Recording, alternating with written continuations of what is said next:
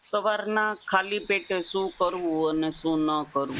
સૌથી પ્રથમ સવારે ઉઠતા વેત ભગવાનને ગ્રેટિટ્યુડ કરવું, એનો આભાર માનવો કે આપણને એક નવા દિવસની સવાર માટે એણે તક આપી છે. બીજું કે ઘણા લોકો માત્ર ચા ઉપર જ આખો દિવસ કાઢતા હોય અથવા તો બપોરે જમવા સુધીનો ટાઈમ ચા ઉપર કાઢતા હોય અને બહુ ભારપૂર્વક કહેતા હોય કે મારે તો ખૂબ જ ગળી ચા જોઈએ. તો વધારે પડતું ખાંડવાળી વસ્તુ સવારના પોરમાં ભૂખ્યા પેટે ન નાખવી. આ સિવાય ઘણાના ઘરમાં તળેલી અને બહુ ભારે વસ્તુ સવારમાં દિવસની શરૂઆતમાં જ ખવાતી હોય છે. તો એ પણ ઉપયોગ વધારે તળેલું, વધારે તીખાનો ઉપયોગ ટાળવો. આ સાથે વધારે પડતું ભૂખ્યા રહેવું એ પણ શરીર માટે નુકસાનકારક થાય છે. માટે જો દિવસની શરૂઆત થોડી હળવું ગરમ પાણી પીવાથી થઈ શકે તો સૌથી સરસ. રોજનું 20 થી 30 મિનિટ આપણી અનુકૂળતા પ્રમાણે ચાલવું, યોગ અથવા પ્રાણાયામ કરવું અને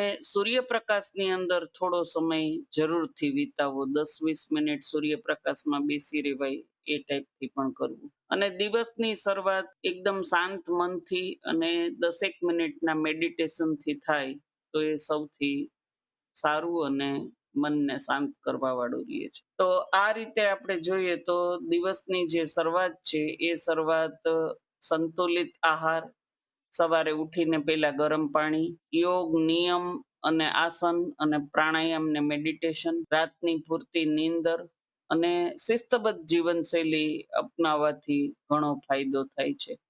આમ દિવસની શરૂઆત સ્વસ્થ અને સુંદર રીતે ભગવાનની પ્રાર્થના સાથે, મેડિટેશન સાથે કરતી રહેવી જોઈએ.